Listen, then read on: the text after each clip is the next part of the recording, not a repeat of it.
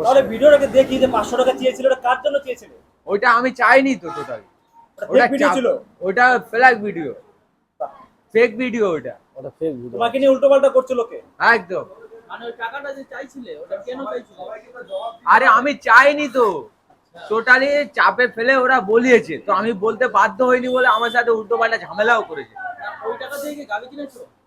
ওই টাকা দিয়ে ফের আবার উল্টো পাল্টা কথা বলছে, ও ক লাখ টাকা আমি গাড়ি কিনবো, ওই টাকা ক টাকা তোমরা দিয়েছো, তাই তোমরা বলছো ক লাখ টাকা দিয়েছো?